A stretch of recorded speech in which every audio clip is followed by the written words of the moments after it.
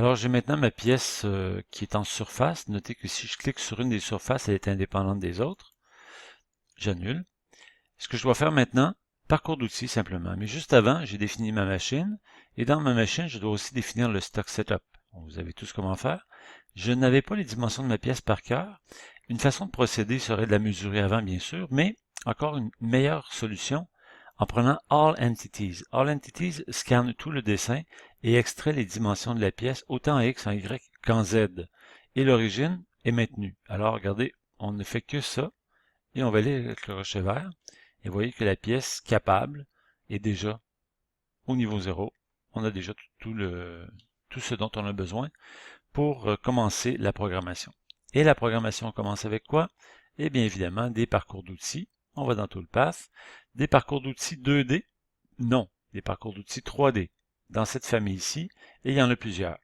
On pourrait avoir des parcours d'outils de dégrossissage en premier, et ensuite des parcours d'outils de finition. Les deux sont utilisables, bien sûr, quand les dénivellations entre les formes sont très accentuées, très accidentées. On devrait nécessairement faire un roughing. Dans ce cas ici, les vagues sont plutôt douces. Je vais tout de suite y aller avec un parcours d'outils finishing. Et encore là, il y en a une bonne quantité. Regardez, je commence avec celui-ci, Waterline. On va regarder ce que ça donne simplement. Je clique sur Waterline. Le parcours d'outils suggéré, c'est celui-là. Je l'accepte. Et on me demande de choisir des Drive Surfaces. Qu'est-ce que ça veut dire? Ce sont les surfaces à usiner. Je clique sur la surface du dessus. Les autres ne sont pas usinées compte tenu qu'elles ne sont pas dans le plan usinable de top. Alors c'est simplement cette surface-là que j'usine. J'accepte. Et cette boîte de dialogue-là apparaît maintenant. Drive Surface, Check Surface, Containment, etc. Drive Show. C'est bien la surface que je veux usiner. Parfait. Si ce n'était pas le cas, je pourrais annuler la surface et en choisir une autre. Check, c'est les surfaces que je voudrais qu'elles ne soient pas touchées par l'usinage de la surface drive. Par exemple, une paroi plus verticale, que je ne voudrais pas qu'elle soit altérée par le couteau, eh bien, la surface serait protégée. Ce n'est pas le cas pour l'instant. Containment, c'est pour limiter l'usinage à une certaine surface. Je pourrais vous montrer un peu plus tard. Et Approximate Starting Point, d'où on veut que l'usinage parte. Ben, écoutez, on peut le choisir, c'est tout à fait optionnel, c'est même pas obligatoire. J'ai choisi dans le coin inférieur gauche et j'accepte mes paramètres comme ça. J'arrive donc à la boîte de dialogue suivante. Et dans cette boîte de dialogue-là, on voit ici à droite la même barre d'outils ou la même fenêtre qu'on avait pour la sélection des surfaces qu'on avait tout à l'heure.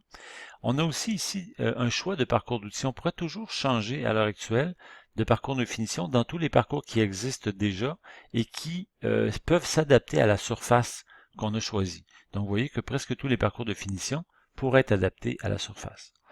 On retourne dans la fenêtre de gauche qui est un peu plus familière par rapport aux autres parcours d'outils 2D qu'on a déjà vus. Si je clique sur Tool, eh bien je vais choisir mon outil. Dans quelle librairie? Dans la librairie de l'école. Si ce n'est pas le cas, je choisis ici la librairie de l'école. Et on doit toujours choisir des parcours d'outils, je m'excuse, des outils sphériques. Et le plus gros possible. Dans ce cas-ci, je prends le couteau numéro 34 dans notre librairie, un couteau d'un demi-pouce de diamètre, qui est un couteau sphérique. Je l'accepte. Les vitesses, on laisse ça comme ça pour l'instant. Le holder, on verra un peu plus tard que ça peut être important de le définir pour avoir une meilleure simulation, mais je laisse comme ça. Stock, je ne le touche pas pour l'instant. Stock to leave, est-ce que je veux laisser de la matière sur ma finition? Ben, normalement, si j'ai une finition, je ne devrais pas laisser de matière, n'est-ce pas? Donc, je laisse ça à 0. Pourquoi c'était suggéré à 0.5? Parce que dans le Toolpath Type plus haut, on aurait pu aussi choisir Roughing comme parcours d'outils. Mais j'ai choisi Finishing, alors je n'ai pas besoin de faire Stock to Leave. Dans les paramètres de coupe, il y a beaucoup de petits paramètres. Et ce que je vais faire pour l'instant, je vais accepter toutes les valeurs par défaut, les valeurs de transition, etc., pour en arriver à Linking Parameters. Toutes des paramètres où je peux encore changer toute la façon dont les parcours d'outils se génèrent. Tout ce que je fais dans tous ces parcours-là ici, dans tous ces paramètres-là, tout ce que je fais, c'est que je les accepte par défaut et je coche le bouton vert et je regarde ce que ça peut générer comme type de parcours d'outils. Ça peut être un peu long à générer parce que c'est un parcours d'outils un peu plus complexe. Et vous voyez ce qui se passe? Toutes les petites lignes bleues sont les lignes qui seront usinées. Si je clique sur mon Verify, comme j'ai bien défini mon stock setup, en cliquant sur Verify, je regarde ce que ça donne. Et la simulation va me donner quelque chose qui va se rapprocher de la réalité. Je clique sur la flèche pour le simuler et observez ce qui se passe avec mon couteau. Hop là, qu'est-ce qui se passe avec ça? Curieusement, mon couteau travaille à l'horizontale. Et voilà. C'est quelque chose qui peut arriver dans bien des cas, même si mon parcours était généré, semble-t-il, correctement. J'arrête la simulation, j'annule, et on va voir pourquoi. J'avais parlé à la première leçon du 3D. Regardez ici, les plans de travail. Mon plan de l'outil est sur la face et mon plan de travail est sur la face. Ah! Je clique là-dessus, je remets ça en top. Je clique là-dessus, c'est déjà en top. Mon World est déjà en top aussi. Tout ça devrait être top finalement, c'est pas compliqué. On ne travaille pas avec des machines à 4 ou 5 axes, c'est des machines à 3 axes, on devrait toujours travailler en top. Pour simplifier les choses, je prends mon parcours, je l'efface, tout simplement. Et je recommence. Ça n'a pas été trop long que de le faire. Je le recommence, je reprends mon parcours d'outil 3D de finition qui s'appelle Waterline. Je reprends la même surface que j'accepte. Qu'est-ce que j'ai fait ici? À peu près rien. Je l'accepte. Les paramètres ici étaient l'outil qui est déjà là. Je l'avais choisi tout à l'heure. Le Stock to Leave, je l'avais mis à 0. Je le remets à 0 parce qu'il est revenu par ses défauts. Les paramètres de coupe et tout le reste, je le laisse comme ça pour l'instant. Observez Step Down, peut-être, qui est à 0.05. On verra ce que ça peut vouloir dire tout à l'heure. Et tout le reste, je l'accepte avec le crochet vert. Qu'est-ce que ça me donne? Un parcours d'outils qui est le parcours d'outils Waterline que j'avais choisi tantôt. Vous voyez, c'est pas tout à fait le même parcours. Ok, ça donne pas exactement le même résultat. Alors, si je retourne ici, j'avais bien choisi le parcours d'outils Waterline. C'est ce que ça donne. Donc, c'est un peu comme des vagues. Essayez d'imaginer que vous avez des vagues sur la mer et qu'on coupe en strates. Qu'est-ce que ça va me donner? Je le simule et j'accepte. Intéressant ce qui se passe.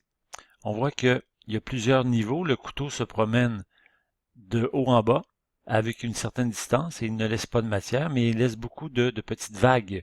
On appelle ça des scallops. Mais le résultat, peut être intéressant. Mais je pense que c'est pas ce qu'on recherchait. Par contre, je l'accepte comme ça, je valide. Les surfaces qui n'ont pas été usinées étaient les surfaces qui étaient en dessous du step over. J'accepte ça quand même. Et je revois les paramètres juste pour terminer avec ce parcours-là. On en fera un autre tout à l'heure.